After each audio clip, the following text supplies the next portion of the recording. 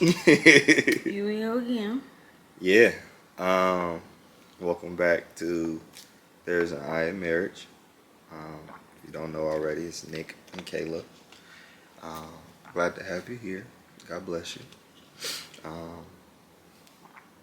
Book coming soon. Um,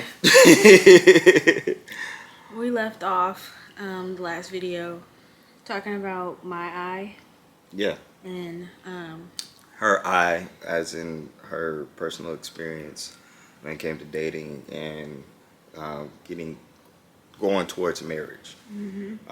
That's what our book is about. If you haven't heard about that already, so um, yeah, this episode is about me.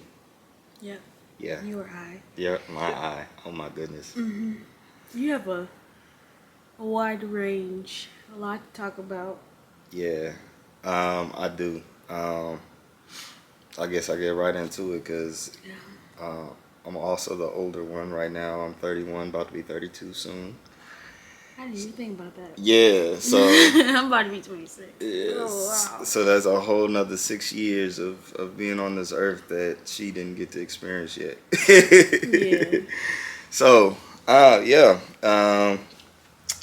like I said before, I'm from Fort Wayne, Indiana, born there. We're now currently in Indianapolis, so uh, there's a whole nother experience of living in Indianapolis. Uh, so, yep, I'm the oldest of children. Um, don't know the number, but we'll just say in my household there was four of us that lived with my mom. Um, Lived about 2 minutes away from my grandma and grandpa. You the oldest on both sides? Yes, Mm. the oldest. Yeah, so I guess to start that story, my mom met my dad. Of course, had me. Dad moved away. Didn't know that for quite a bit of my life because I thought someone else was my father. And he is still a wonderful father to this day. Uh, so, You sound like your siblings. yeah, talking about my siblings. So, Mm. yeah, I'm 10 years older than my brother. And then from there, a year after, my mom had my sister. And then a few years after that, had my other sister. Shout out to them, wonderful siblings. Yeah, they ain't kids no more. They are, yeah, they're not kids. My brother is legally able to drink. My sister will be legally able to drink in about a week or so. Yeah. Oh my goodness. Life moves so fast. Yes. Yeah. When I met them, they weren't babies, but they were Just were younger. young. Just younger. But they looked young. Now Yeah. that you look at them, they look older. Like Yeah. No, they they look mature. got a baby sister basically that can She's drive. taller than me. By a little bit. No. Don't look. Listen. Don't hype her up on this show. It's about me, okay? Yeah. So, yeah, grew up in that family. My mom did get married when I was 8, and then of course then had my siblings. Um, but didn't really see a perfect picture of marriage growing up from her. My grandpa was definitely in my life until he had passed away years ago. Um, so it was really my grandma, my grandpa that raised me for the majority of my life when my mom wasn't there. She was at work. Yeah, she was working. Yeah. Yeah, and definitely took care of our household. Doing her thing. Um, but most of my young childhood was going to school, then going over to my grandma's house, my grandpa's house after school, um, until my mom either picked me up or even stayed there the night, multiple occasions and stuff like that. So, um, I mean, real simple. I didn't really move too far. I know Kayla, she moved a lot, but really, my family been in the same spot for a long time. I went to the same elementary school, graduated from there, went to the same middle school, So Irwin Elementary, shout out to y'all people. Mm-hmm. Memorial Park Middle School, and then Southside High School. So I had a really simple um, experience going from school to school. Fort Wayne is an interesting place. There is a lot of diversity there, but in my elementary school, I was one of the few black kids.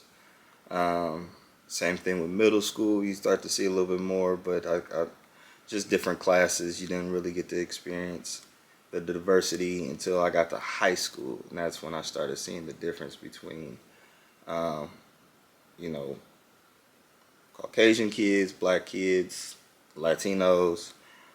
Also, I am biracial, How did that make you multiracial. feel What? when Oh, you? How did that transition make you feel? um, Did you feel like you could? Were you always yourself? Did you feel like now I could be myself? Did you feel like you didn't know where you were, where you fit in? oh, wow. So, kind of growing up, now I wouldn't call myself sheltered, but I just didn't have consistent friends that I would go see outside of school. So, really, my understanding about myself and my life and blackness just came from my household. I didn't really grow up knowing the difference. I'm not saying like it's in a bad way, but it's just that with diversity in schools, I just didn't think being black was a significant thing until really starting to get into it in high school. Of course, we knew about Martin Luther King Day and slavery and all those things. And I wouldn't say my education was terrible. Um, but as I got into high school, I did feel a little bit different from black kids because I didn't get the same experiences. Even, talking to Kayla and her siblings, they talk about different things that they watched growing up on TV and stuff like that. Didn't watch Martin growing up. I was a Yeah, cartoon head. you missed out on a lot. Yeah, y'all probably gonna dog me right now. Talk about you. What, you didn't watch Martin? It's a lot of stuff that we talked about that I'll be like, have you seen this? Have you seen this? And you'd be like, no, no, no. And I'm like, we watching it. We watching it tonight. We watching it tonight. Cause it's like, I'll say this. Granted, some of that stuff we shouldn't have watched as kids. I'll say that. But who had a perfect parent, right? Right, right. But at the end of the day, it was like it brought us together. Almost like, okay, you've seen I did see the Boondocks. right, but it's the movie ATL. Yeah. So ATL, kind of like how he said when they sat in front of the TV and watched Good Times, even when they was mad at each other for some reason, it just brought them together. I didn't watch ATL until I got to college, though. And that's the. That's just my But experience. I guess that's what I mean, though. Like some of those things just brought us together. Yeah, Like, yeah.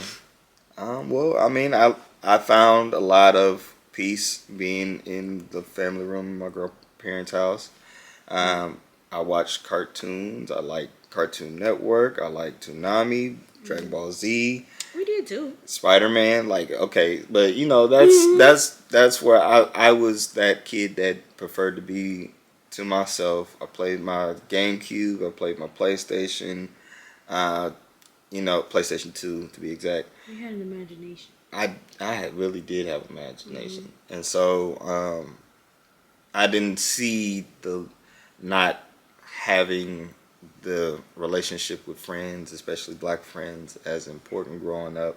My family was kind of busy per se, and I mean, as much as my grandpa wanted me to go outside and play basketball and make friends, I felt the comfort of just being at home and just not having the pressure of trying to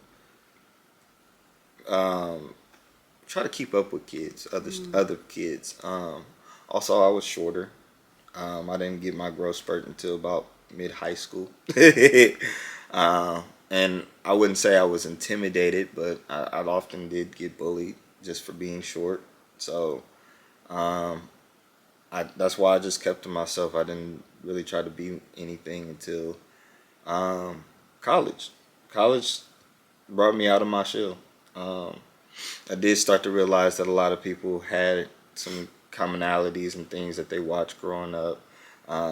Met a lot of my current friends in college. Shout out to my best man Nate, my other best man and groomsmen, my frat brothers and stuff like that. Um, that's when I started to form who I was on my own. Um, in high school, I did date. I didn't really get into dating until high school, middle school. Girls thought I was too short. And so, yeah, in high school, when I started, becoming myself, I think people started paying attention to who I was and, dated, had a prom date and everything. So, but yeah, when I got to college is when I started really seeing who I was. Learn more about being black, learn about how many different people did have similar experiences, not having two-parent households or just the struggles in dating and stuff like that. And that actually drew me to writing books and really poetry. Um, Forgot you wrote poetry. yes. Oh wow, that's funny. Cause when we first dated, you did send me some stuff. Yeah. I forgot about that. Yeah. It's actually in one of my first books. Dang, what did I call that one? Yeah, I wrote 3 books. This is technically our fourth. My fourth together with her. So, The Forbidden Thoughts. It's on Amazon. It's not the prettiest thing, but if you read that, you'll definitely understand that I was a lover boy. You still are. I am. I am. So, yes, I started to become a little bit more mature. Didn't date in college. Wanted to at times, but choices, the women that I came across, I never really felt comfortable dating until towards the end of college. I had a short stint where I wanted to be with someone, and then I ended up. Um, can I say this? Yeah, had a whole phase. Yeah, had a whole phase in college. Call it what you want. It's the truth. Yeah, it's the truth. So You're very promiscuous. I was quite promiscuous. Oh yeah. So growing up in Fort Wayne. I went to church and everything like that. Did get told to wait till marriage to have sex. Um, that was actually my goal at some point. All of ours. Yeah, yeah. Shout out to the people that did, and shout out to the people that really want to. Mm-hmm. Um, yeah. I got very curious, and I didn't like not knowing what I was capable of doing, and knowing that other people was having it. That made me curious enough to try it. Um, and so once I started doing it, of course, you gotta feed the beast, and I don't mean that in a way that is, degrading sex, but when you don't know the importance of why you wait until marriage, um, being married, you're able to experience that with someone as often as your bodies can handle it. But that's exactly what it's made for. When you're not with someone consistent, and you're not with someone that you love, and you're not with someone that has made the choice and the commitment to be with you, you have to figure it out. Like your body tells you, go figure it out. Mm-hmm. And because I didn't trust anybody, especially in the middle of my high school career, that made me just not care enough to want to wait with anyone or be committed to anyone. And it took me until after college to just be like, you know what, I don't need to be that person anymore. Mm-hmm. Um, and that's when I started writing my second book called Dear You. And I had to go through a bit of healing and understanding that I had everything twisted. And was hurting people, and I didn't really get to fully digest all of that until my third book. Been there, done that, and this is what I want now. But in that time frame after college, I started realizing that life is more than the fun that you have in college. Life is more than um, life was a lot more overall. Um, so I bounced around jobs after college. Wanted to go to grad school. Did go to grad school for a minute, and then um, had a couple relationships after college. But then that's what really taught me, like, okay, if I really want to do life with someone, I really need to be um, understanding who I'm pairing myself with. And so after my last relationship, I did go become abstinent.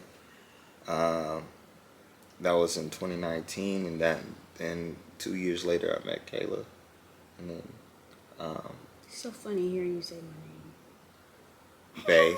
Call her Bay all the time, or Babe. Yes, and then that kind of catches you up to whatever episode that we talked about how we came together. So that explains a lot of It who I does. am. So basically, you grew up, you sheltered yourself, technically. Yeah. Nobody told you can't go outside, right? Mhm. You sheltered yourself, and then got to high school, realized that there's so many different types of people, and then that's when you kind of went into your own self, like, what about me? Like, you were like, huh. So you learned more about yourself, and then you got to college and realized then you could be yourself. And then you started almost using you almost used yourself as a tool to do the things that you've never got to experience. And then you realize, like, oh, my body is actually a temple. My mind is actually a tool. And I need to protect it at all costs. And now you're here. Yeah. How was it? What was it like realizing, like, oh, I need to really protect my body? I'd say I didn't get the grasp of that until I might as well tell on myself. I went to jail for a night, and it wasn't for nothing crazy. I just had, in the state of Indiana, you got to deal with traffic laws, and if you don't do things right, you can have a warrant out for your arrest, and they find you, and they throw you in jail. Or that was the thing. I It don't still know. is. Oh, well, yeah. It still is. They So- got warrants. So I didn't do anything crazy, y'all. I'm not a wild banshee. You're not a delinquent. Good inside joke. I like it. So when I was sitting there, I realized that a lot of things that I was doing was really just getting me into trouble. Not just, well, obviously that, but then it's like, okay, I don't need to lie anymore. I need to take responsibility for the things that I'm doing. I need to take responsibility for the people that I'm hurting. Being in jail cold and not knowing who's gonna pick me up once I get out. like you realize that people are important, and you need to love on them more, and not take life for granted. And so that was my way of realizing that I needed to find a way back to church.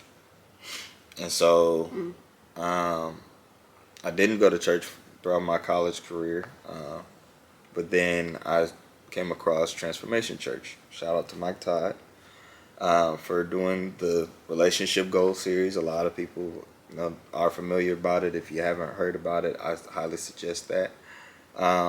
We're going to talk about a lot of things that's similar, but we're going to make it more relatable to us. But essentially, that moment of watching Transformation Church just started shifting my life. And then at the end of the series of relationship goals, he talked about sex being a container, and when you do it in marriage, it's in a good place to do it. It's not in a place that can get messed up or damaged. Your body is a temple, and you need to be with someone that can respect that. But if you're just giving it out, you're the it's like a flood that happens to a city. It damages everything. But when it's in that container, when it's used right, it's fuel to um, do amazing things. Not just the actual act of sex, but also like fueling your relationship with that significant other. So over time, because I have watched it like 2, 3 times, I started to understand that importance, and that chose uh, my decision to become abstinent. I believe I told you this too before. Like I said, or like we said, there's a lot of people always saying, "Oh, you need to wait, you need to wait, you need to wait, you need to wait," or "You better not, you better not, you better not," and it's Hmm. always like, okay, But why though? well, a lot of us as kids aren't bold enough to always ask why, or the ones that are ask why, they don't really get a good explanation, or they just don't grasp the concept. So, and it's not, again, it's not always the parents' fault, and it's not always our fault. Or even the It's community, just, because I've had people tell me, girls is always going to be there. Go live your life. Girls is yeah, always going to be that there. too. But it's like, I guess as I got older, and then once I claimed abstinence with you when we met, it was like, I really wish I would have waited.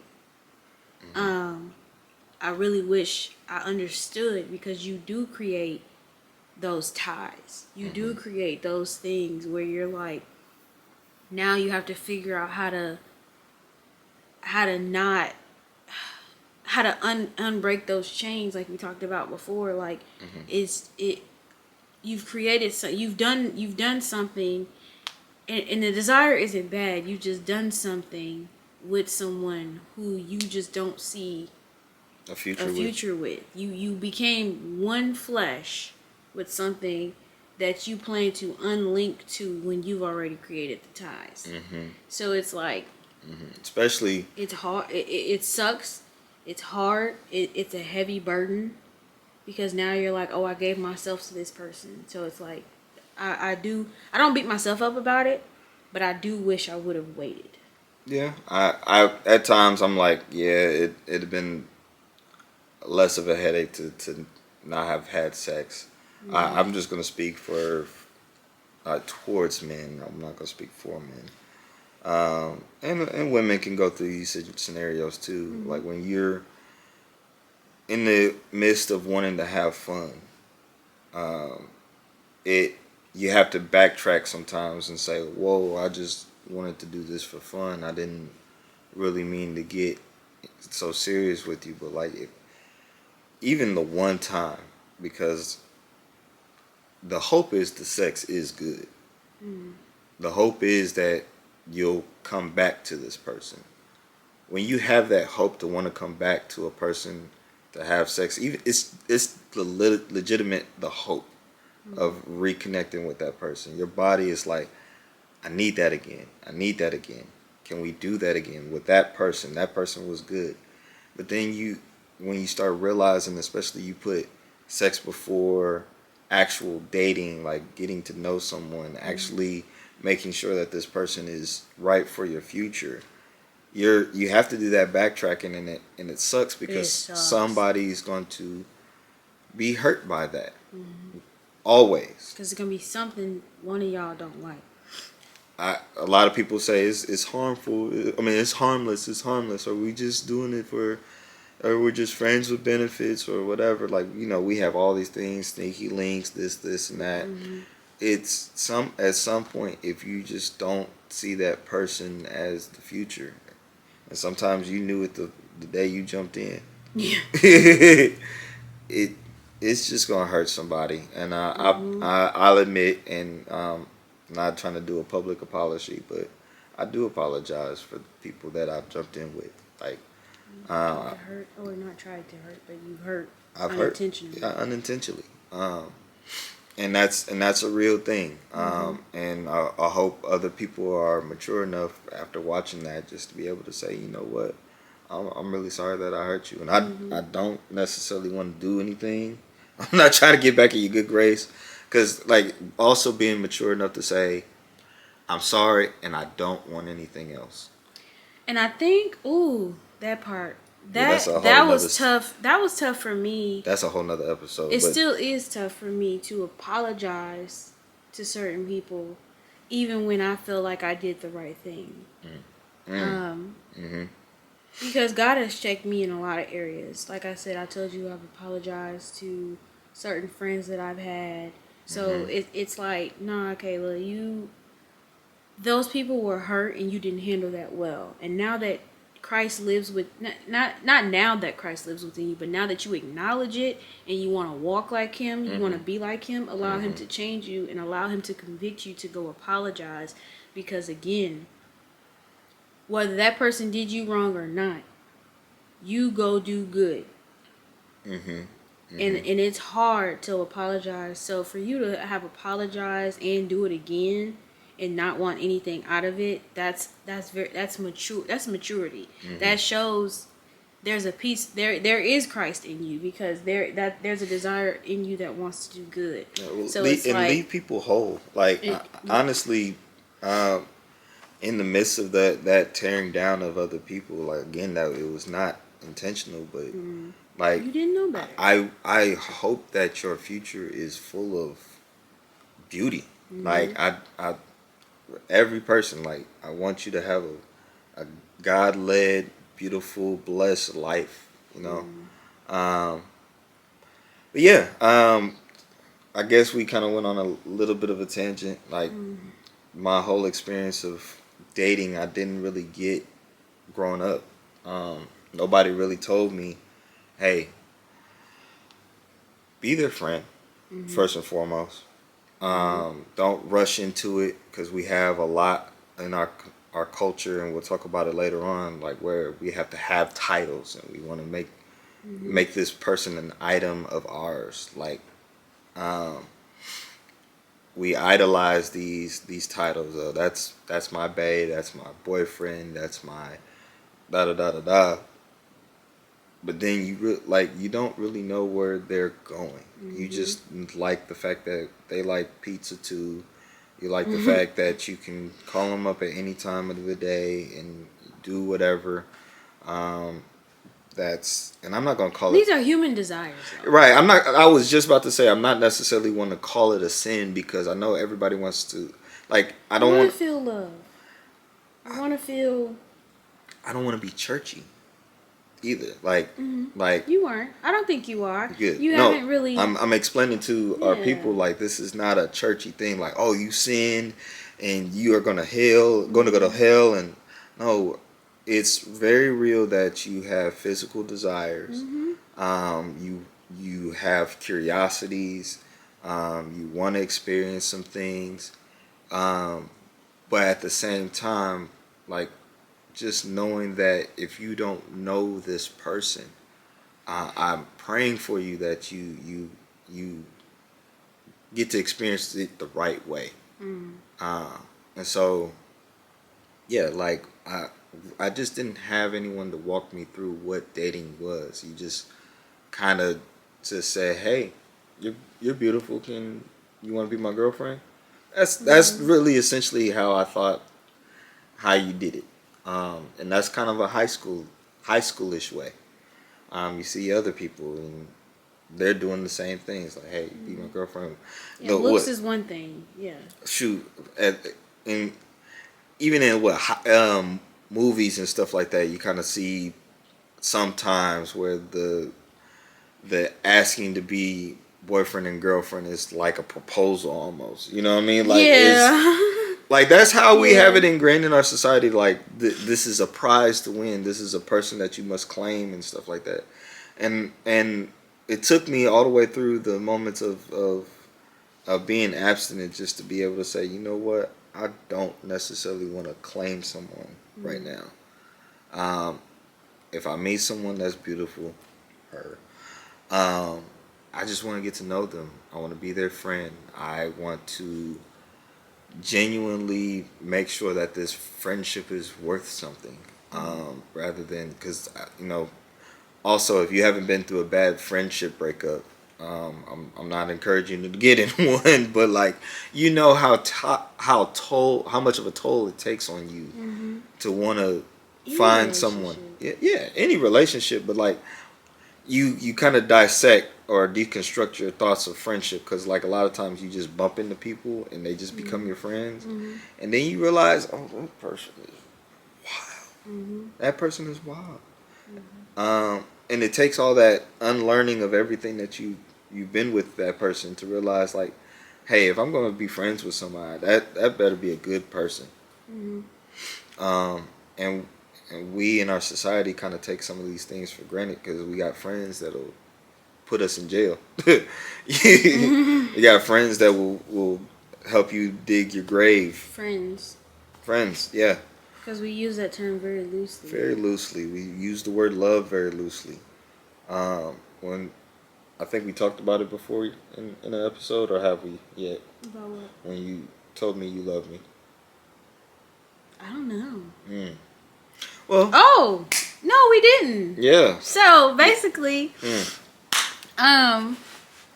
we were hanging out for a couple months then. Like, it wasn't like 6 months or nothing, but it was like 4 or 5, 4, 3, 5. Oh, I don't know. It was months, but excuse me. I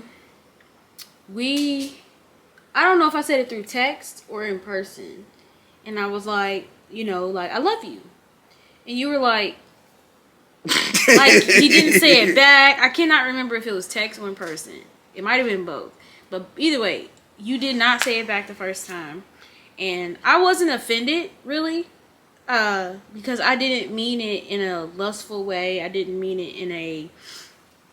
You're mine now. Yeah, it wasn't nothing like that. Because then I think eventually we were sitting on the couch and we were watching a movie and we were talking about something, and then we got on the topic of love. And you told me, like, I don't know, didn't really know what to say and stuff like that. And I was like, well... I hope I didn't scare you. I think that's what I started with. I hope I didn't scare you. And I was like, I didn't mean it this way. I meant it in a... What movie was that? Now that I'm recalling it, because it was like... It triggered a conversation. Yeah, it was spot on, too. It was I don't remember. one of those black love movies. Was it the... I don't want to say Queen Latifah was in it. Was it one of those? I have no idea. It was one of... Or was like somebody working at a radio station or something. I feel like it was one of those or something. I don't know. But... Well, yeah. I was like, I meant it in this way. I meant it in a, I care what happens to you. I've spent time with you. I've invested my time in you. We were talking heavily every day. I don't, I want to make sure you get to your destination safely. I care that you ate. Like my friends. I tell them, and then I started telling you, like, I tell my friends I love them. We tell each other we love you. Like, when me and my friend be at work, me and Jay be at work, and we be like, bye, I love you. They'd be like, we're best friends. Like, yeah, I love her. Yeah. Or even a patient family member told me one time, we love you. And I said, love you too. Because they care about you. And we are called to love people. And that's what I was learning in my beginning walk with Christ. Like, I do love this guy. I love this man because you do. I care about him. And I told him the difference between being in love. Like, being in love, I saw it as, like, more of a becoming one thing, or a let's combine everything, or let's, I'm in you, I'm with you. Like, that's what in love was for me at the time. But loving him in that moment was, hey, if I got a call tomorrow that you were in the hospital, I'm coming. If I got a call tomorrow saying you were short on something, I'm going to come help you because I care about you. And that's when he was like, oh. And I could feel his body. He was tense because we were kind of cuddling on the couch. I felt him loosen up slowly. as I'm explaining it to him. And then over time, I would tell him I love him still. Like, it wasn't every day I was telling him. But after that, the one or two times, it was like, okay, every other week, every other day, I was like, love you. And that's when he kind of got more comfortable telling me I love you back and stuff like that. Because then I was able to feel it and say it back. Like I wanted the same thing. Like I wanted her to be whole. I wanted her to be happy. I do genuinely care about her. And in my prior relationships, I like, of course, the whole "you're my item" thing. Love is like I'm in love with you feeling, and it's hard when you break up with someone when you say you love them, because you do at that point you really do genuinely care, and for anybody that's just dealt with a breakup or is feeling like uneasy in their relationship, and you feel like it could end, like, understand that if there's one thing to love and care about someone, but also care enough about yourself to just be like, yeah, I can't deal with that anymore. Or if they broke up with me, there must be some reason why and don't beat yourself up about it. It's just an opportunity to change and be better for the next. Just that, or yes, or it could just be from them. Like they just haven't either matured, or they need closure in an area, or they, like, you see those movies where they're about to get married to somebody else, but then the person that they broke up with runs in and say, "I love you," kind of like that TV show. I forgot what it's called. I believe A Different World. I can't remember. Oh, you're talking about with what's her name? Whitney? Yeah, they know who I'm talking about. Yeah. But it's not just that. It's other TV shows or other movies that we see that happening in, and it's like, okay, well, there was something with that other person or within you that you need closure with. I don't believe that it was just all me. So, of course, it's a two-person situation. I know in our society, closure can mean two different things. Right. And so be careful going into that wanting closure, and because you may never get it, and sometimes not having closure is better. 3, because some people want you back. So like I would never go back to get closure. Yeah, no, 100%. There's no need to. Right.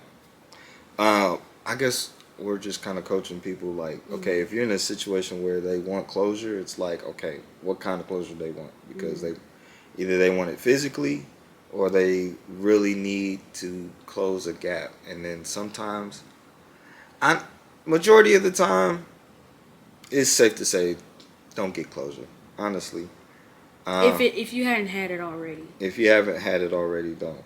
And God will give you a lot more closure than a person will, because one, God is omnipresent. He knows all, and so the things that you need to know about where you're going, not where you've been, but where you're going, that's the closure that you need. Where am I going, God? Not what happened in the relationship. Where am I going? So that's why I say probably 9 times out of 10 you really don't need that closure. You just need to talk to God. And I think sometimes as people we want to know the why. So, like, why did you do that? Why did you do that? Can we save that for another episode? Can we, please? I just wanted to throw that out there, too, though. Like, we always just want to know the why. I know I'm that, because I love learning, and I say that in the book, I want to learn something. I want to learn something about you every day. I want to learn something about God every day, something about me. So, sometimes I wonder why is something happening. Why? And then not all the time God answers my why. Or not all the time people answer my why. Or they give me a reason that I don't want to hear. Or you're like, Now I want to know something else. Now I'm irritated. Now my brain hurt. And what because do you mean I want by to... that? Yeah, so I have to... Sometimes having that closure, you just might... You can't. Because it's going to hurt you in the long run. Because sometimes the less you know, the better. sometimes being oblivious helps. I don't mind being oblivious in certain situations. Now. Now, because the less I know, the better. The more my hands can be left off on it. Because I'm an empath. I care about people. I want people to feel better. I want people to learn. I want people to do things the right way. And I always take on people's burdens. And I think I said this in the last video, like, I have to learn to cast my cares onto the Lord. I have to learn to not take on those things. So the less I know, the better. The less my brain hurt, the less I bring home to my husband, the less I bring home to my dog even. Like, the less I feel heavy. So. Yeah. We went on several tangents, but that is my why, or my I, excuse me. We just talked about why. My I. We're going to continue to talk about it because there's layers and layers always about what we've been through. But I hope this episode or these past 2 episodes help you understand the importance of knowing yourself, going into a relationship, going into even friendships, because if you got to know it. Knowing your I teaches you your boundaries. It teaches you what you're comfortable with, and being able to have faith in someone. You learn what it's like to be consistent on yourself, within yourself, for yourself, by yourself. Because if you don't know your own consistencies, what you can be consistent in, you can't be consistent for someone else. Yeah, I learned that too, especially in my abstinence phase. Like, okay, I gotta show up for someone every day, and also marriage. I know.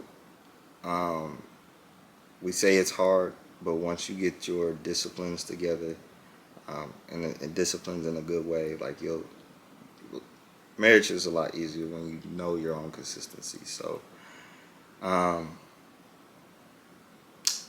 think this is a good place to stop. We'll talk about more. We want to actually much more. Yeah, we want to be able to coach and put things together where we hope that you can take it.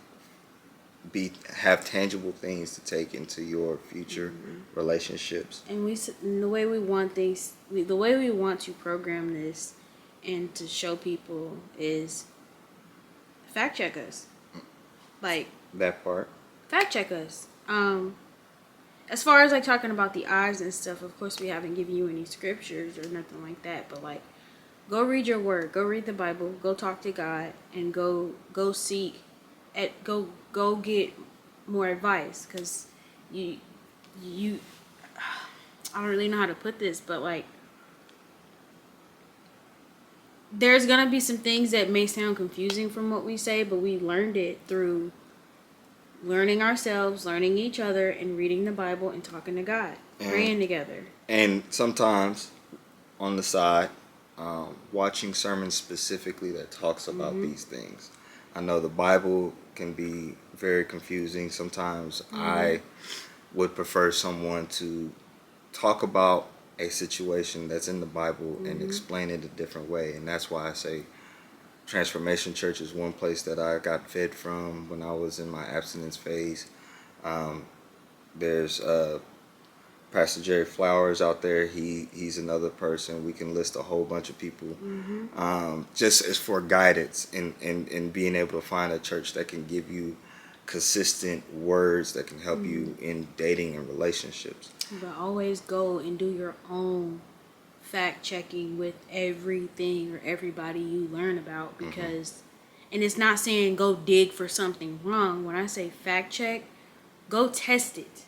Go find it in the Bible. Ask God to show you where it's at in the Bible. He gonna show you.